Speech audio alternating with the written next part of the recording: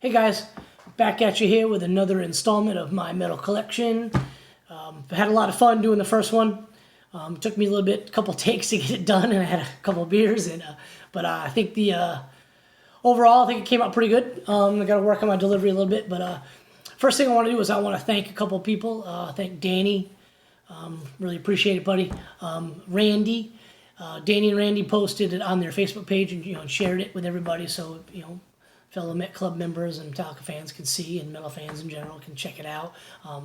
Want to thank Minor for subscribing, and everybody else, Mike, Met fan Mike. He kind of was the inspiration for this, kind of helped me along. So Mike, thanks, buddy, love you. Hope you're digging it. Like I said, I'm having a lot of fun doing it. So we're gonna do a lot of Metallica on this channel, but we're also gonna do a lot of my other favorite bands. But I mainly collect Metallica stuff, so that's going to be the bread and butter of the channel. Don't want to do every single episode on them, but episode 2, we're going to go back to them, and we're going to talk about my favorite thing to collect. And one of the first things I think I started collecting when I became a serious collector thing, but that was the live bootleg CDs. Never even heard of this before. Early 90s, I was in high school.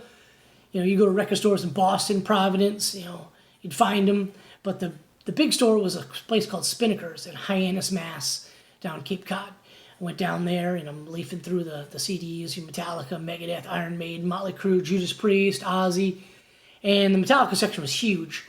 And I'm like, wow, this is cool looking CD. I've never seen this one before. And flip it over in the back, track listing. It turns out it's a live show. And it was, they're like $40, $50 back then. And I guess they were illegal. A lot of stores had them, but if you called them on the phone, like, hey, you got any more of those Metallica bootleg CDs? They're like, no, I don't know what that is. I don't know what you're talking about. They couldn't tell you.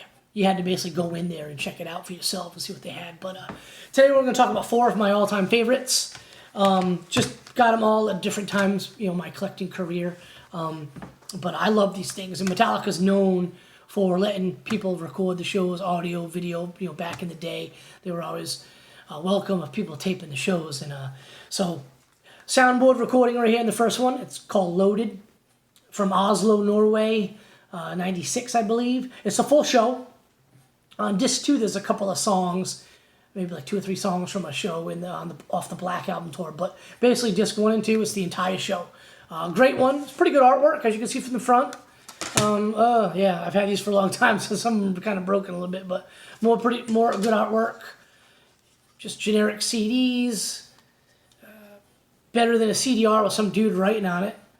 Right there, some artwork. Definitely Poor Touring Me era photos. Played the crap out of this one when I got it. Like I said, it's my favorite. It's a soundboard recording, so it sounds great. I hope it comes to pass when they put out the Load and Reload box sets, but in my opinion, it's not a whole lot from the Load tour. I love that album. I love that tour, and so much from the Black Album and everything, but not so much from the Load tour.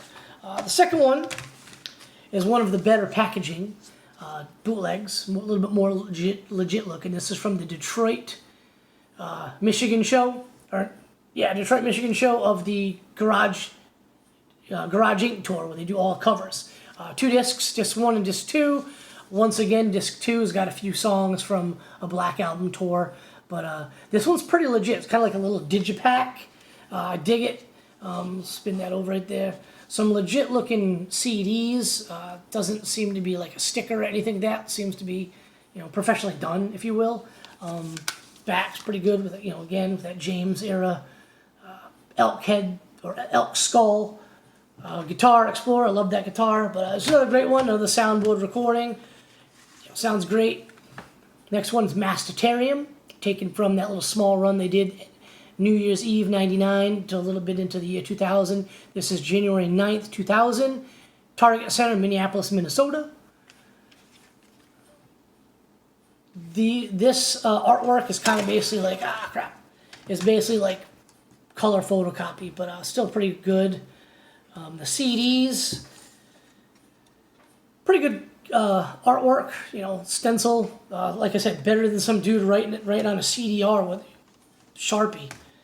So it's pretty good. Another soundboard recording, another full show. This one, there's nothing on here from a previous tour. the whole 2 CDs are from this show. It's really good. It's got Kid Rock on it. I can't last Kid Rock on there. Turn the page, but whatever. So this last one we're going to talk about today is Texas '89. There's probably 100 different versions of that Dallas show.